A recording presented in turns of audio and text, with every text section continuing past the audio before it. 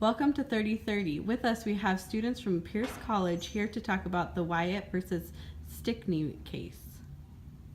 Please introduce yourselves. Hi, I'm Carrie Ryder, and we came out here today.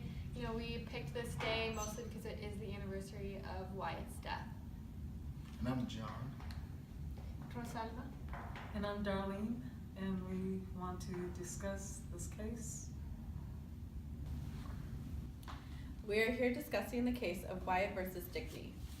On October 23rd, 1970, a class action lawsuit was brought on behalf of Ricky Wyatt by his aunt and guardian against the state of Alabama and Stonewall B. Stickney, Commissioner of Mental Health.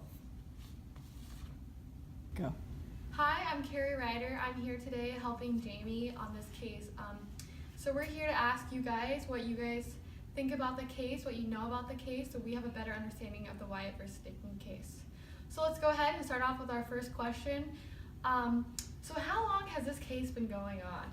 And what is the big significance of this case? Why are we all here today? The Wyatt case began in 1970 and went on for about 33 years and was resolved in 2003. There isn't a lot of information on the case.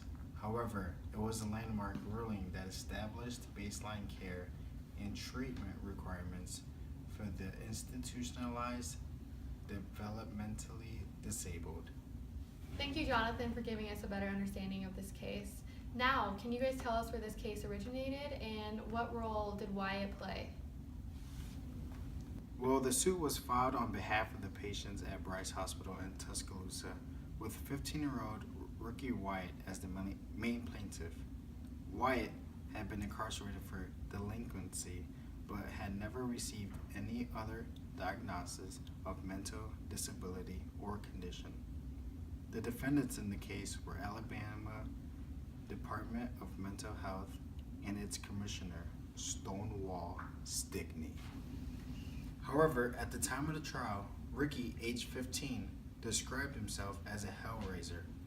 In a sense, he felt as if he was going home because 56 of his relatives worked at Bryce Hospital, to include his great-great-grandfather. He used to play as a child, and he also testified that he slept on the wet floors and was locked in a cell-like room. Good job. Thank you, Jonathan, for sharing that with us. Now, Rosalba, what were some of the conditions at the hospital? The suit initially started due to the layoff at Bryce hospitals. As a result, there was one clinical psychologist, 3 medical doctors with limited psychiatric training, and 2 social workers who were the main providers for 5,200 patients. There were only 268 beds in the facility. The hospitals were understaffed and underfunded. Workers, including his aunt, decided to file a suit against the state of Alabama and Stickney, and used Ricky as the face of the case. The Alabama mental health officer was alleged the residents in the institutions were being subjected to similar conditions of a concentration camp with cruel and unusual punishment, a situation prohibited by the 8th Amendment. It was alleged that residents of Bryce Hospital were being subjected to cruel and unusual punishment, a situation not prohibited by the 8th Amendment. Thank you, Rosalba. So looking back on this case and what I know, it was pretty apparent that Judge Johnson had a major role in this case. What I do know is that he had concerns about the patients and the conditions that they had. Can you guys please elaborate on this?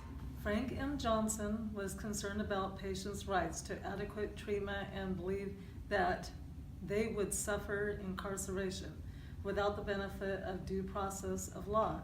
Johnson stated, "Committed patients have constitutional right to receive individual treatment designed to provide them a realistic opportunity to be cured or to improve their mental condition with the hopes of reinstatement back into the community." Johnson composed a set of minimum standards outlining adequate treatment that were later referred to as Wyatt standards based off all three principles: individualized treatment plans, qualified staff and members sufficient to administer adequate treatment, and human, psychological, and least restrictive environments. On November 8, 1974, the U.S. Circuit Court of Appeals in New Orleans ruled in favor of Johnson's decision, sealing the standards as national guidelines for medical and legal professionals.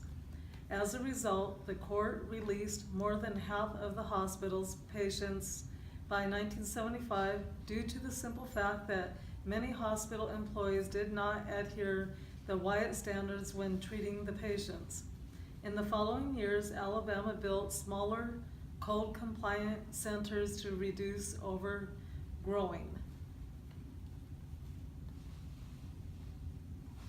I think that's it. Let's see. In 1986, the DMH/MR entered into the new consent decree with plaintiffs that required all facilities to achieve accreditation from the Joint Commission in the Accreditation of Healthcare Organizations and comply with the healthcare facility requirement of the Title 19. Thank you, Darlene, for that brief history lesson on the Wyatt case. Judge Thompson ruled in 1995 that the state still lacked compliance. That's 25 years after the case started. Can you please help us understand this, why the case was still going on? In 1995, District Court Judge Myron Thompson ruled that the state still lacked compliance with approximately 30% of the Wyatt standards. In 1999, the court dissolved the 1986 consent decree and approved a new settlement agreement allotting the DMH/MR 3 years to comply the requirement. Commissioner Kathy Sawyer established 12 work groups to develop compliance plans. A court-ordered evaluation concluded that the state had significantly transformed. On December 5, 2003, Judge Thompson held a hearing to consider if the state had complied with the 1999 agreement. Satisfied with their performance, Thompson terminated the lawsuit, spanning more than 33 years and costing the state more than $15 million in litigation fees. The Wyatt case came to a close. Ricky Wyatt died in 2011. In conclusion, the Wyatt versus Stickney case has had a major impact on what we now see as adequate care for patients suffering from mental health.